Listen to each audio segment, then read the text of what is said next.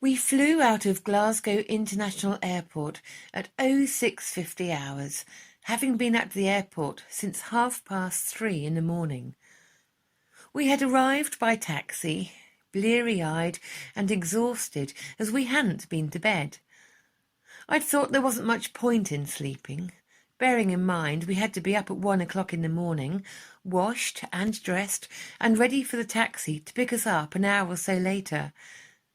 And I'd learned from experience that sometimes grabbing just a couple of hours' sleep at that time of night, only to be up shortly afterwards, was the worst thing you could do, because you just can't seem to shake off the feeling of waking up almost minutes later.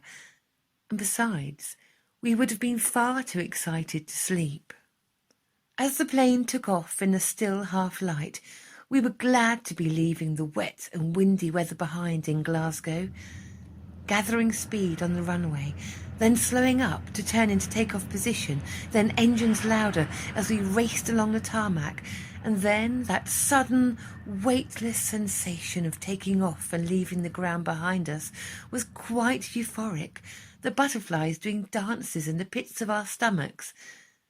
Lucy gripped my hand as we were launched through the low cloud, almost vertically, and, tiredness temporarily overcome, we were beaming with joy at the sensation and the excitement. We were both thinking the very same thing at that split second of takeoff. Paradise, here we come. We didn't actually see much as we flew out of Glasgow, as it was so misty and cloudy, Scottish weather being mainly rain, and more rain. But as we gradually climbed higher and higher through the grey clouds, the wisps of white cotton wool rushing past the little cabin windows like smoke suddenly gave way to that beautiful blue which is always there behind them. When the signal to take off our seat belts pinged, I relaxed back into my seat and started to daydream a little, to think about how far we had come. I wanted to give Lucy happy memories of this holiday. I had so many happy memories of my own childhood holidays, and at the end of the day, when you've lost both of your parents, that is all that you have left. And I was determined to fill every nanosecond of this holiday with happiness, love and laughter, and to make it the most memorable holiday of all. When I had originally asked Lucy where she wanted to go on this very special holiday we were planning, I really hadn't been expecting the reply she gave me. I had been mentally preparing for her to be beside herself with excitement and jumping for joy, eagerly saying, "Disney World!" Up until this point, and in my mind's eye, I had been seeing us at Big Thunder Mountain on the runaway train, hurtling down the rickety tracks, laughing and shrieking with excitement and fear in equal measures as we dipped, turned and plummeted.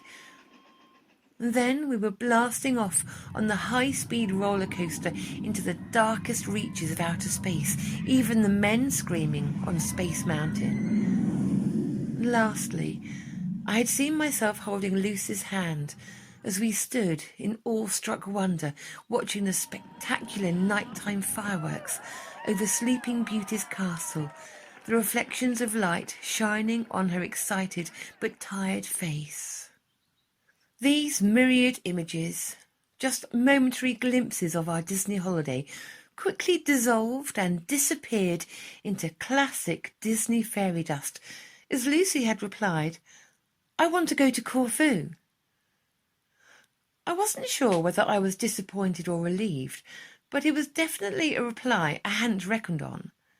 Just sun, sand and sea.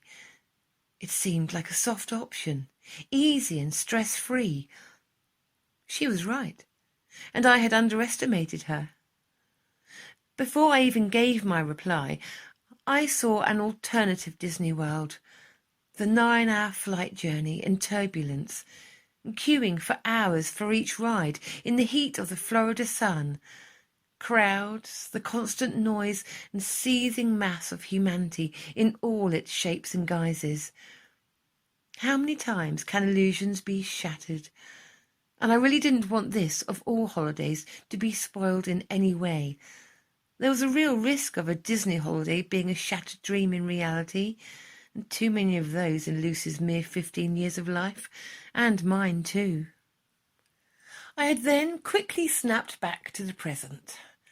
Wrapping my hands around the mug of thick, sweet hot chocolate that Lucy had made me as soon as I got back from work, I sat back on the sofa.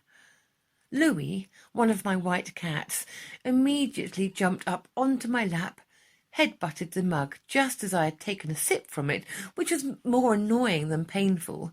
Why do cats always do this? And then padded around a bit more for good measure to make himself comfy. Lucy was animated and reasoning that one of her school friends had been to Corfu last year and she had seen her holiday photos. She told me that Corfu looked amazing and was really keen to go there. "Mum, it just looks like paradise," she'd finished. It would also be the hottest and busiest time of year, I thought to myself, and that little doubting voice inside my head told me that, well, any popular holiday destination abroad in the middle of July would be the same. So why not Corfu then? All I could do, though, was explain to Lucy that if we did go to Corfu, we would be stuck there for 2 weeks, even if she didn't like it. The previous year we had been to a farmhouse in St Andrews, which was ruined by the fact that it had rained solidly for the full week we were there. We certainly would not be repeating a home-from-home style holiday again, and weather-wise, it had certainly been that. No, this was going to be our special holiday for so many different reasons, and if anyone deserved one, then it surely was us. We'd had far too many years of heartbreak and suffering and loss, and Lucy especially had had far more than her fair share of the fallout and things she should never have been exposed to for one so young. And I was also determined to have some real quality mother and daughter time, and not least because she is growing up fast. Despite my partner Stephen offering to come with us, which of course would have been nice, this was the time that Lucy and I had been subconsciously craving for, I think. To just be able to shut the rest of the world out and left to please ourselves. Selfish, indulgent, lovely, and a prize that together we had truly deserved and won against so many odds. And so eventually, in the April that followed, I went to the travel agents and flicked through some Greece brochures. Lucy was right. It did look a truly beautiful island and just like paradise. The sun, sand and sea was just what we needed for a relaxing time. And so there and then I booked a 2-week package deal flying out from Glasgow Airport to Corfu. Lucy would have not coped well at one of the larger, more commercial hotels, as she can find crowds and noise quite overwhelming. And so I picked a small, family-run hotel set beside the beach called Smartline Nassos in Moitika Resort. So, Corfu it was. What could possibly go wrong? Originally from the south side of Glasgow, Lucy and I had moved to our cosy 2-bedroom bungalow where we live now in Bishopbriggs in 2012. I had lost both my parents very suddenly in 2010, and then not long afterwards I separated from my ex-husband after years of domestic abuse. We had to endure 6 months in homeless accommodation before getting here, and, as you can imagine, those were very dark days indeed. 2 years after my separation, I met Alan, who I felt was the true love of my life. We met through an online dating site, and I only clicked on his profile picture because he had a ginger cat sitting on his shoulder, and I thought to myself, Now there's a man after my own heart. We spent just a few short but glorious years together, but then Alan suddenly became unwell in the January of 2014. I could feel an old familiar feeling of portent, of icy fingers creeping up and reaching out to engulf me in a shroud of black again, as history has started to repeat itself. Sick with worry, we went through the next few days back and forward between doctors and hospital appointments, and within a short space of time he was diagnosed with pancreatic cancer.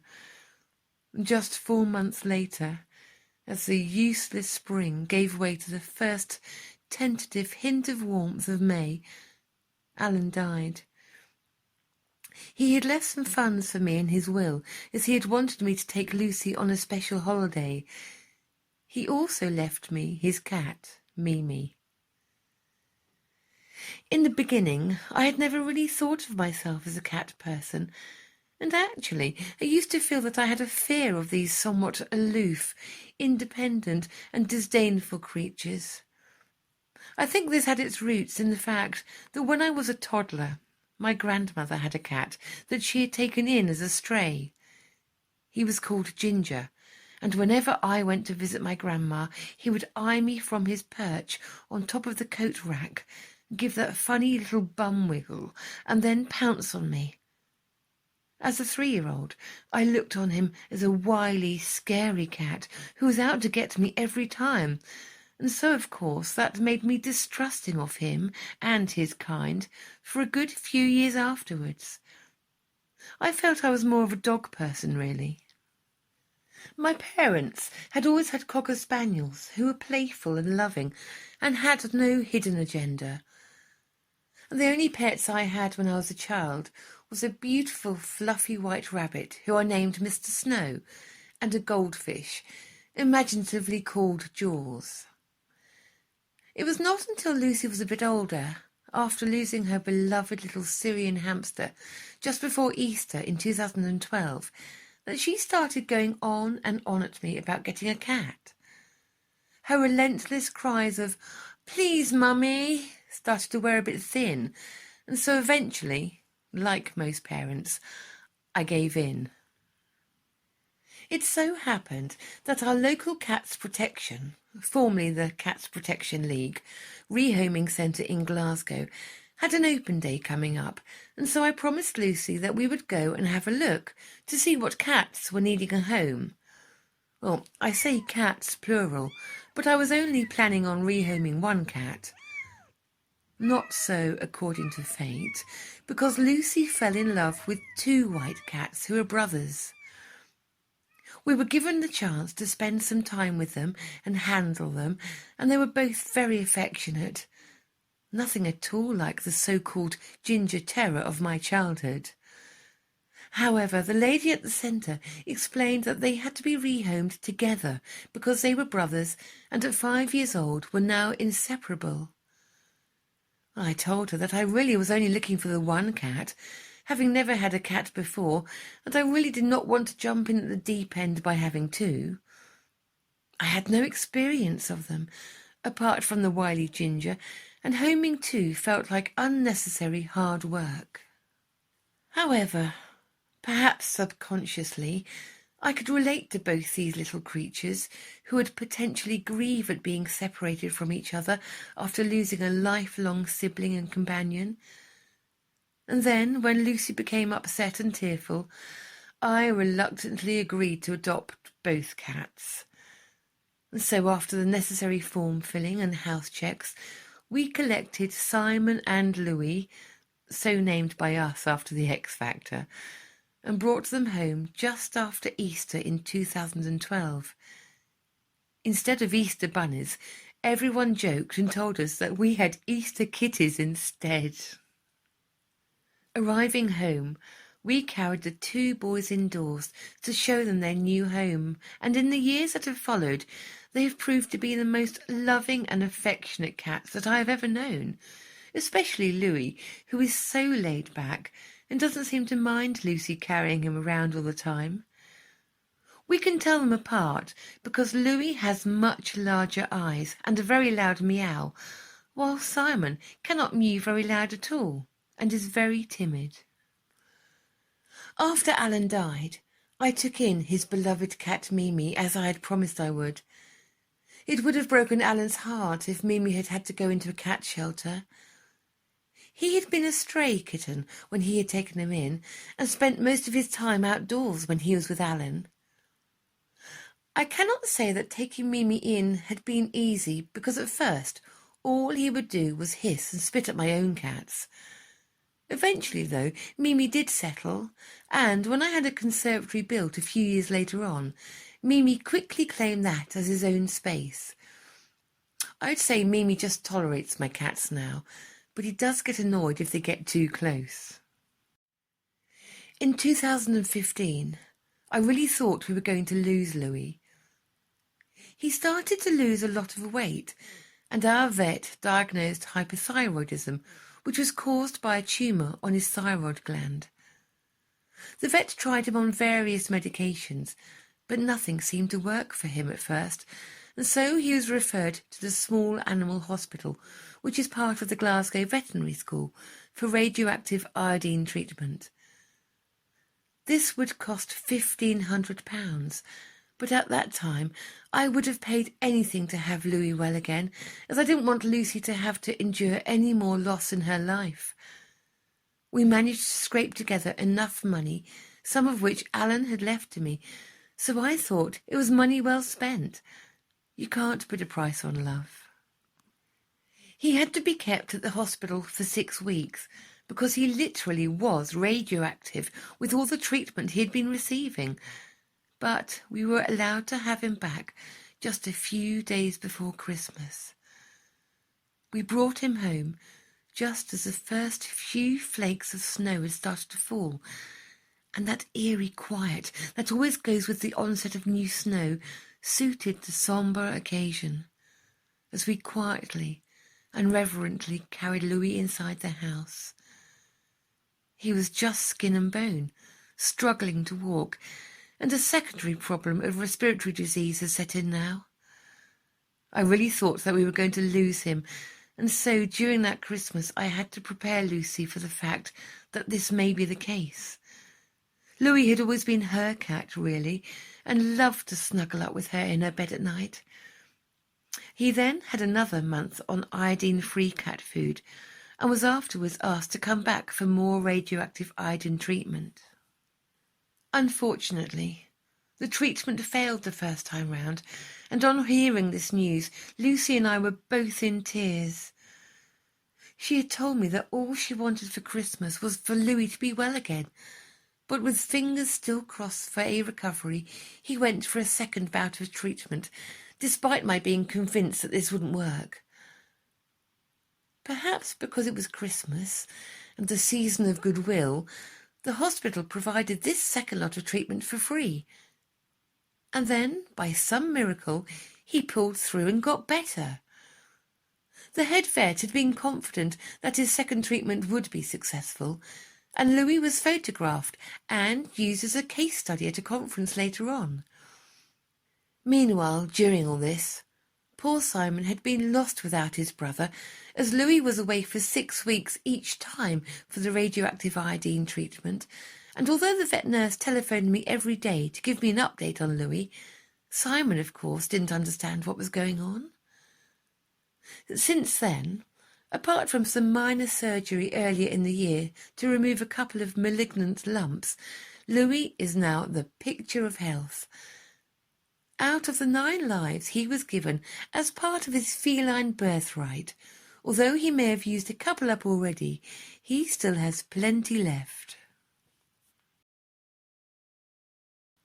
The build-up to our holiday had been filled with days together with Lucy and days without, as her father and I have a shared care arrangement. I was very busy at work at the clinic. As community nurse, my job can be very high pressure. We work in environments which change from day to day and which lack many of the resources that are available in hospitals. It is a demanding job, providing educational and advisory services to both patients and families, as well as involving the more practical nursing skills, such as dressing wounds, setting up drips, and monitoring ongoing care. The days tend to pass very quickly, despite being on my feet all day, and so, from booking the holiday to it finally arriving came in no time at all, or so it felt like. I had worked the day before, on the Tuesday, until 5 o'clock in the afternoon, and had taken the Wednesday off to pack. Later on in the afternoon, I picked Lucy up from her dad's, and as we drove back home, we couldn't contain our excitement, singing at the top of our voices to songs on the radio, and laughing and just enjoying the general pre-holiday high spirits. Now, just 12 hours later, we were in the sky. The flight took just under 4 hours and was quite smooth going, apart from some turbulence towards the end of our journey. Lucy had fallen asleep with her head on my shoulder about an hour into the flight. She looked peaceful and serene, and I wondered what she might have been dreaming about. I was reading a book called Blood Sisters that I'd picked up earlier that day, and also had a few Corfu pocket guides that Lucy and I had already had a browse through. A little later on into the journey, I had to very gently wake Lucy as the stewards came round to each seat and served us up a cooked breakfast. The little in-flight meal perked us up a bit after that, and Lucy stayed awake. At around 1100 hours Corfu time, Corfu is 2 hours ahead of the UK, the pilot announced that we would soon be landing, and he gave us a breakdown of airspeed, land temperature, and the local time. People started to return to their seats as the seatbelt light pinged on, and the stewards started to fasten their own seatbelts at the back as we prepared to land. Oh, we gasped as we looked out of the windows as the plane was starting to descend very quickly, not a cloud in the sky. It was so bright and sunny, almost dreamlike. We looked down at clear turquoise waters. The sea pennies sparkling on the surface of the sea and the little white yachts bobbing about. We could see white sandy beaches and palm trees and terracotta and cream-coloured houses sitting close to the beach, and oh, it looked so beautiful. We landed on the runway very suddenly with a jolt and then a bumpety bump along the scorching tarmac. The brakes were pulled hard and screeched as the pilot decelerated very quickly and masterfully. Normal landing practice in Corfu because the runway is so short. Lucy and I couldn't wait to get off the plane. Standing up on our seats, we gathered our hand luggage from the lockers above our heads and waited for a gap in the queue to leave the cool, air-conditioned plane. We made our way slowly down the aisle to the exit, said our goodbyes to the stewards who were wishing everyone a happy holiday, and stepped out into the daylight. Feeling the instant warmth of the sunshine on my face, it was like opening the door of a fan oven with that sudden rush of intense heat. It wasn't even midday yet, but already the sun was making our skin start to tingle, and the shimmering heat haze, like a mirage, hung over the tarmac and made the horizon wobble. It didn't take us long to collect our suitcases and board the tour operator's bus that would take us to our hotel. It was an exciting journey and a voyage of discovery once we had left the airport complex and reached the main road that would take us to Moratika. Our heads felt like they were on swivels, and there was so much to see. We passed by olive trees set in neat groves and the most beautiful gardens. I just could not believe the size and the vibrant colours of the geraniums that seemed to be all around us. They certainly don't grow like that in Scotland, I thought to myself wryly. Lucy pointed out what looked like little fortresses set high up above the rocky landscape and the rugged mountains, which were just in view from our vantage point. You could definitely see the Venetian and the French and British influence on a lot of the older architecture. Set against the backdrop of a peerless blue sky, it looked more like a film set from a Bond movie, and hard to believe it was real, as if it had been fabricated just for us tourists, a clever, artistic deception. At last, the bus turned off the main road and started to descend and follow the coastal road. We could see the beach umbrellas dotted along the shoreline and cheerful, colourful bars and cafes overlooking the beach, proclaiming that they sold Mythos beer from the look of the signage above many of them. We passed tourists on mopeds, the bus slowing down to get round them as they putt-putted along, unhurried and with not a care in the world. We both thought that Corfu certainly was like paradise. Lucy squeezed my hand and smiled at me, and then asked if we could go to the beach as soon as we arrived at the hotel. I could not refuse, despite feeling quite hot and drowsy, as the child in me wanted to kick off my shoes and do exactly the same. And it didn't take long to get to our destination, as we were the third hotel drop-off for the bus. It slowed to a halt just outside Smart Line Nassos, and the driver jumped out to help us get our suitcases. Calling out our thanks and our goodbyes, we made our way up to the hotel's reception. The hotel looked lovely, very fresh, light and clean. Brightly coloured chairs and pictures in shocking pinks, bright yellows and deep turquoise set against the white tiles and walls made it feel very modern and quite chic. The reception was very busy, as many other guests had just arrived, but it didn't take long to check in. The lady on the desk told us that the hotel rooms were still being cleaned and would be ready in a few hours, and suggested that Lucy and I went to the hotel's restaurant for some lunch while we waited. We agreed, but decided to have a quick look around the hotel to get our bearings first. The pool outside looked a good size, with wooden sun lounges all around it and bright yellow and turquoise sun umbrellas. We took our seats in the pool bar and ordered a bowl of chips and a glass of Coke each.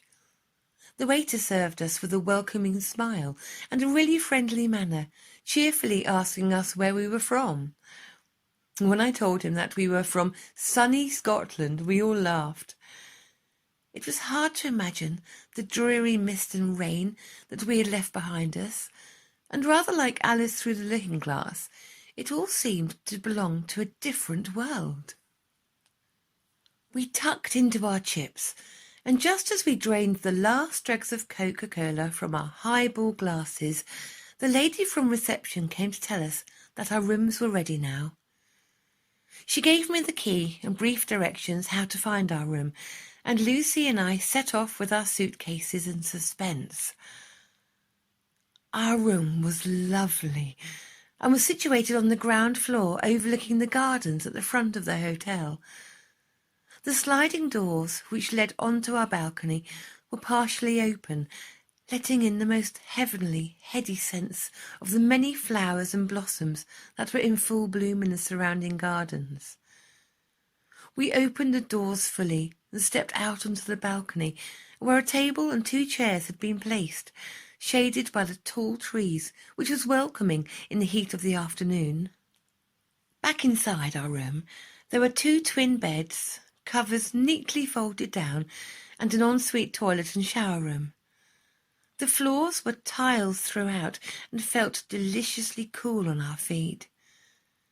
I noticed a large television mounted on one of the walls, and my first thought was, why on earth would anyone want to watch TV in such a beautiful, idyllic setting?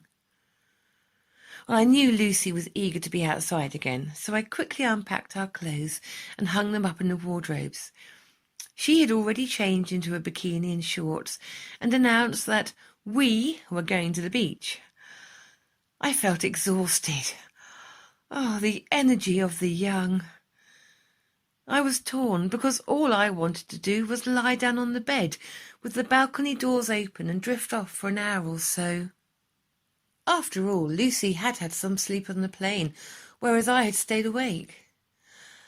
Torn between selfish and selfless, the latter won the day, of course. And so I agreed to go to the beach, as Lucy seemed so excited about it, her face radiant with happiness. Her enthusiasm was infectious, and that gave me my second wind of energy. I quickly changed, and then Lucy and I made our way back through the hotel's lobby to start the 5-minute journey to the beach. The warm earth scents mingled with the smells of food being served in the cafes and restaurants, which nestled between shops selling clothes and beach goods, and they all seemed to be doing a roaring trade. The beach itself was busy and hot, as the temperature had now hit 40 degrees, and the sweat was dripping off us. Unfortunately, all the sun lounges on the beach were full, which were owned by the bars on the seafront, and you had to pay extra when buying drinks if you wanted one. All around us, other holidaymakers seemed like they had had a bit too much to drink. It was rowdy and quite boisterous, and I could see that Lucy was feeling a bit overwhelmed by it all. The heat, the noise, the overcrowding on the beach, it was all becoming too much for her, and actually I was beginning to feel the same. We were, after a more gentle introduction to our holiday really, as we both still felt a little frail, what with this sudden change of climate, and the travelling, and having had no proper sleep. She said she wanted to go back to the hotel. I agreed, and then suggested that maybe we should come back to the beach later on in the evening, when it would be cooler, and hopefully not so busy.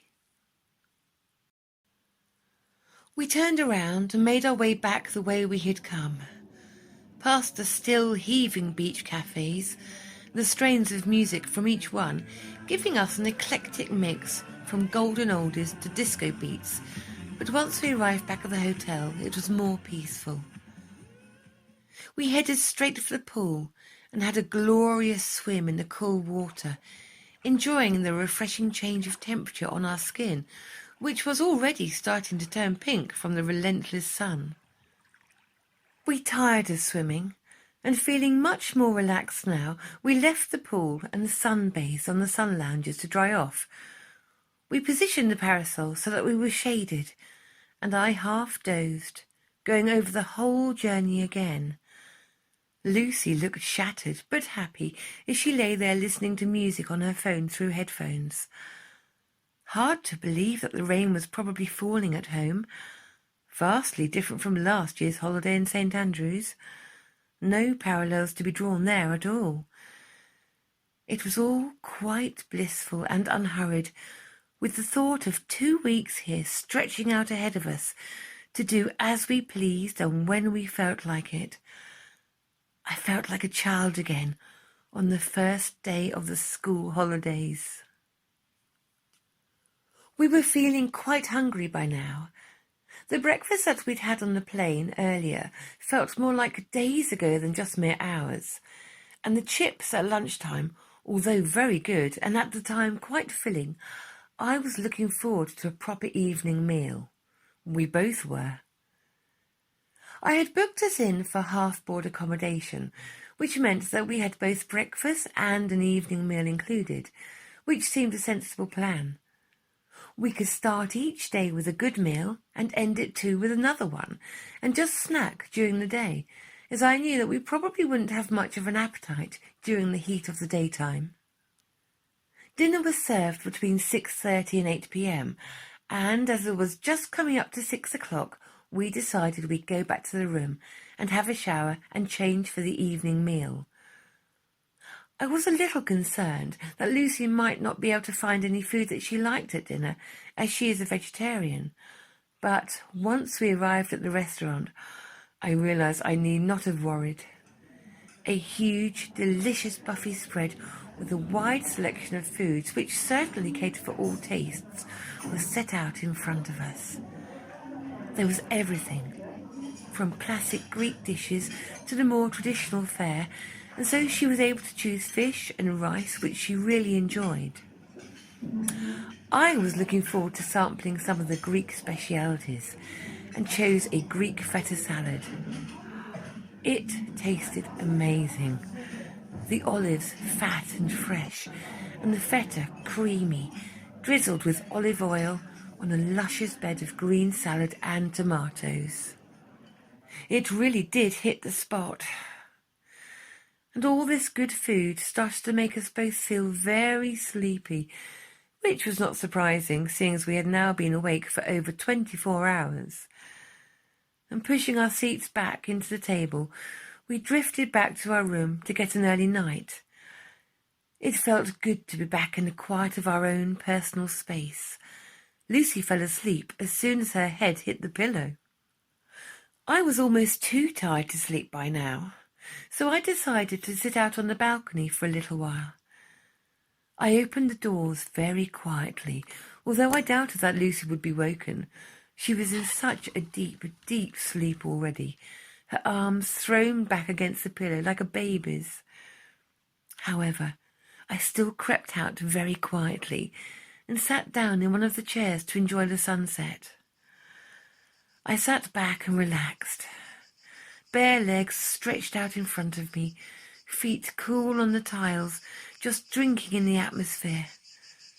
The cicadas were humming in the trees still, and, mixed with the distant chatter and general bonhomie of the other guests some way off, it was quite soothing. I looked at my watch. Nearly 9 o'clock. No great rush yet, then.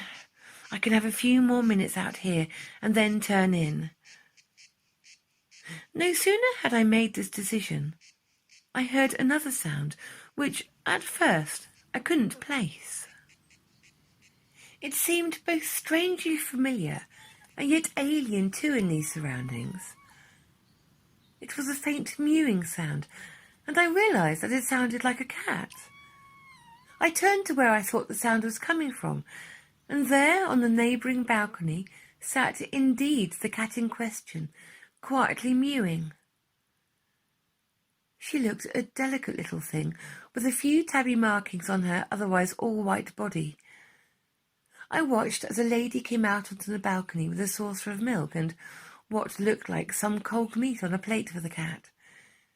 She bent down and placed the dishes at the edge of the balcony and stood back as the cat jumped up and hungrily started eating the food. The lady appeared to be on the telephone. I heard her telling whoever she was talking to that she had been feeding a lovely cat every day while she was on holiday and would be sad to leave the cat behind. I wondered if this was perhaps the hotel's cat, as she seemed very confident and knew her way about. I assumed she was female, as she was quite small, and compared to my 3 males, she was half their size. A little while later, both saucer and the plate now empty, she made her way over to my balcony and sat and stared at me. I felt bad because I didn't have anything to give her. I grabbed the ashtray off the table and filled it with some water and placed it down outside the balcony's edge. I also apologized to the cat that I didn't have any food. The cat didn't move at first, probably wondering who this new person was. She must have decided that I was all right, as very timidly she came over to drink from the ashtray. After she had taken a few laps of water, she continued to sit and stare at me. She was a beautiful little cat with the most stunning and mystical blue eyes. She had a slender body, which made me think perhaps she had some Siamese in her. There was something definitely quite pedigree about her. And thinking that I had gained her confidence, I reached out in an attempt to stroke her. She was gone in a flash, running away into the night. I went back inside, quietly sliding the doors shut as I heard Lucy stirring. Sleep had finally caught up with me, and as I laid back on the pillow, the last thought I had was the sight of those piercingly blue eyes, and wondering what secrets might lay behind them.